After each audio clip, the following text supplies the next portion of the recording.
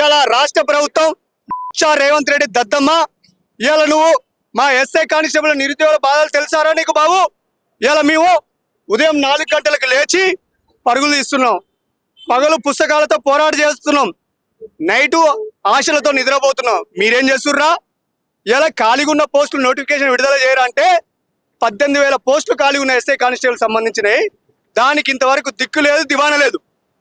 వాడు కేటీఆర్ హౌలేగాడు, వాడు 46 జీవో తీసుకొని వస్తే 46 జీవోలో నష్టం ఏంది? అలా గ్రామీణ ప్రాంతాల్లో ఉన్న విద్యార్థులకి 125 మార్కులు వచ్చినా కూడా జాబ్ రావడం లేదు.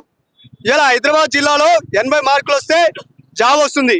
కాబట్టి వాడు గుంటూరులో చదువుకుంటూ వాడి మిత్రులు చెప్తే 46 జీవో తెచ్చిండు. సిగ్గు లేకుండా వాడే ఇలా 46 జీవో రద్దు చేయాలంటాడు. మీరు నవ్వాలన్నా ఏడవాలరా బాబు?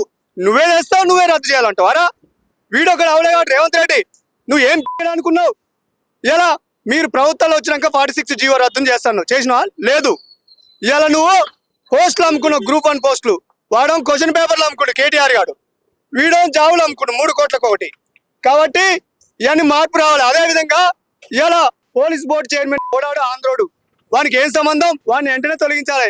ఇలా దేశ చరిత్రలోనే ఎక్కడ ఏ రాష్ట్రంలో లేని విధంగా 4 మీటర్ల లాంగ్ జంప్ పెట్టిండు. కాబట్టి దాన్ని ఈవెన్ ఆర్మీలో కూడా 3.8 ఉంది. ఓన్లీ తెలంగాణ రాష్ట్రంలోనే 4 మీటర్లు ఉన్నాయి. దాన్ని రద్దు చేయాలి. అదేవిధంగా గతంలో 5 ఈవెంట్స్ పెట్టి బెస్ట్ 3 ఇచ్చిండు, ఇప్పుడు 3 పెట్టి 3 క్వాలిఫై కావాలంటుడు. అంటే ఒక్కటి కూడా ఛాన్స్ లేదా సామాన్య విద్యార్థులకి? మీరు దీన్ని వెంటనే ఆలోచన చేసుకొని మీరు పాత పద్ధతిలో ఇస్తే బాగుంటుందని మా డిమాండ్ చేస్తున్నాం. అదే విధంగా ఈ దేశ చరిత్రలోనే ఎక్కడ లేని విధంగా జీపీఓ పోస్టులు 10,954 పోస్టులు ఉంటే మీరు దాంట్లో ఎగ్జామ్ పెడితే కేవలం 3,454 మంది మాత్రమే క్వాలిఫై అయ్యారు. రిమైనింగ్ 7,500 పోస్టులు మీరు అమ్ముకుర్రా బాబు. గవర్నమెంట్ అని చెప్పుకునే ఎగ్జామ్ కూడా మీరు సిగ్గు లేకుండా 2 సార్లు పెడతారా? ఎవర్రా తలకాయ మాసినోడు మీకు చెప్పింది? ఎదవాడు యూజ్లెస్ ఫెలోగాడు. మీరందరూ మీకు ఐడియాలజీ లేకపోతే విద్యార్థి మేధావి శక్తిని మాలాంటి వాళ్ళని మీరు తీసుకోండి, గైడ్ ఇస్తాం మేము. కాకపోతే పిచ్చి వేషాలు వేస్తే మేము ఊకోము. ఆల్రెడీ మా నిరుద్యోగులతో పెట్టుకున్నాడు ఎవడు బాగుపడలే. ఆల్రెడీ కేసీఆర్ని ఫామ్ హౌస్లో బండబెట్టాం, మూల పడ్డాడు. ఇక రేవంత్ రెడ్డి నిన్ను కూడా బర్రకొట్టాల బండ పెడతాం. కాబట్టి నువ్వు వెంటనే మార్పు తెచ్చుకొని ఎస్ఐ కానిస్టేబుల్ సంబంధించినటువంటి నోటిఫికేషన్ విడుదల చేయాలని మేము డిమాండ్ చేస్తున్నాం. 70,000 ఎక్కడి బ్రదర్? వాడు ఇచ్చింది కేవలం 10,000 ఉద్యోగాలు మాత్రమే. రేవంత్ రెడ్డి చర్చకి రమ్మని అన్ని యాడ్ చేసి పోస్టులు ఇచ్చినావు. ఇలా కానిస్టేబుల్ జనవరిలో ఇస్తాను గ్రీన్ సిగ్నల్ సంతకం పెడితే అయిపోయాను. ఇంతవరకు దిక్కు లేదు, తలకాయ లేదు, మెడకాయ లేదు. దానికి ఇదంతా బోగస్ జాబ్ క్యాలెండర్ బ్రదర్. ఈ మా నిరుద్యోగులందరినీ వీళ్ళు ఆటలు ఆడుతున్నారు మాతోటి. ఆల్రెడీ కేసీఆర్ ఆడితే ఆయన బొంద పెట్టినాం.